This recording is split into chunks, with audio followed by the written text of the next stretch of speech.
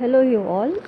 I welcome you to the second module of mathematical modeling of a mechanical system. Generally, mechanical systems are classified into two categories: linear translational system and rotational systems. Suppose if you are having, assume a bullet is being released from a rifle, then it travels from one point to the other point in a linear manner. So such systems will be called as linear systems.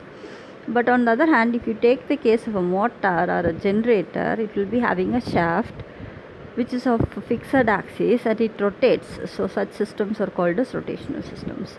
So today's class we will be discussing about how to obtain the transfer function modeling of these systems.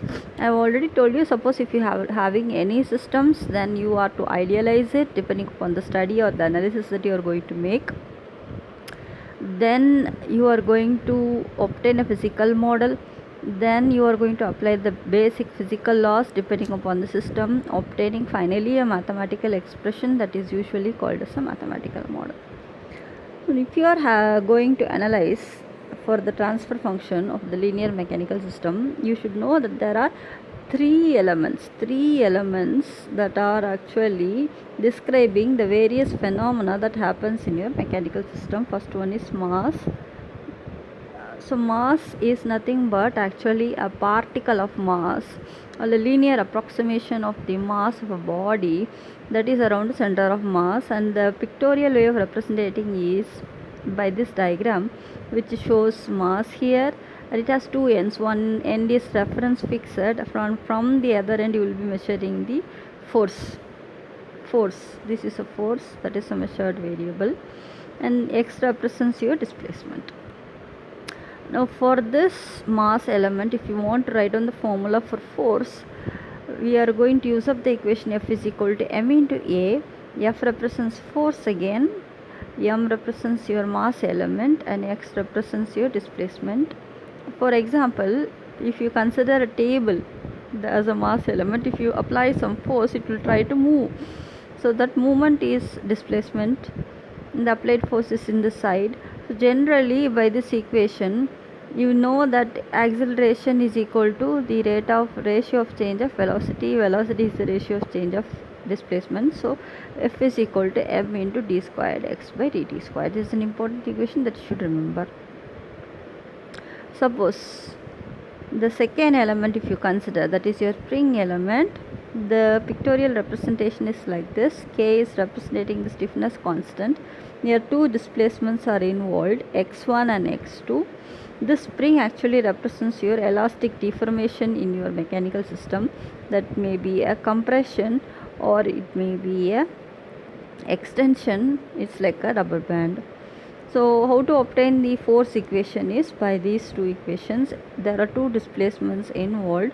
So x1 minus x2, K is a stiffness constant. General representation is F is equal to K into X. This is for a spring element. Now apart from this spring and mass, you are having another element also, that is your damper or dashpot element. It is similar to a shock absorber that you often see in your bike or car. And again x1 and x2 represents your displacement. It actually represents your viscous friction, and it is like a piston cylinder arrangement. This is like a cylinder filled with oil, inside which you are moving a piston in and out. So this will be representing a system which is having a sliding friction between a surface and an oil. So this is actually representing the viscous friction mechanism. The viscous friction coefficient is given by either B or F. So if I want to write down the force equation for such a system, F is equal to F into dx by dt in general. So this is your force equation for a damper. So these are the three elements that actually define any linear mechanical system: mass, spring, and dashpot. So this is representing your linear mechanical system, and you are to apply the Newton's laws. This is a mechanical system. As per Newton's law, the applied force is equal to opposing force Now the first step is equal to, you have to draw the free body diagram like this. This is a mass, this side you are having applied force, this side you are having opposing force elements. So the applied force is F, the opposing force is contributed by spring, mass and damper. So applying the Newton's law, this side you are having applied. These are the opposing force elements by mass, spring and damper. We have already derived the equation for mass as m into d squared x by dt squared, for the spring as k into x, for the damper as f into dx by dt. Just apply this same in the equation form. So you will be getting this as the equation. You apply the Laplace transform as a mathematical tool. One time differentiation means s. 2 times differentiation means you will be having x squared. So this is s squared. Here you are having one time differentiation, so s. Then taking x of s commonly out, you will be having inside the bracket m into s squared plus k into s into f in this side applied force. Now the final thing is, you take the output input is the applied force actually. Because of this force, the resultant is the output, that is displacement. So if you want to take the ratio between this output and the input in terms of Laplace transform, it is equivalent to this one. This is actually called as the term transfer function.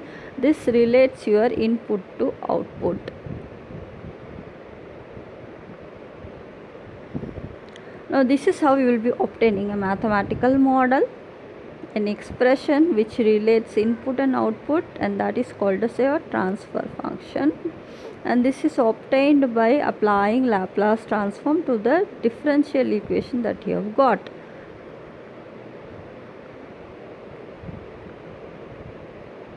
Now let us discuss the definition for the transfer function. Definition is nothing but ratio of the Laplace transform of the output variable to the Laplace transform of the input variable, provided all initial conditions are 0. This is the exact definition, and this definition is very important, frequently asked question. Now for this linear mechanical system with the mass, spring, damper system, the transfer function is given by this term. X of x is the output displacement, f of s is the input. Laplace transform, you have taken the ratio, and it is equivalent to 1 divided by ms squared fs plus k. This is your transfer function. Mathematical model.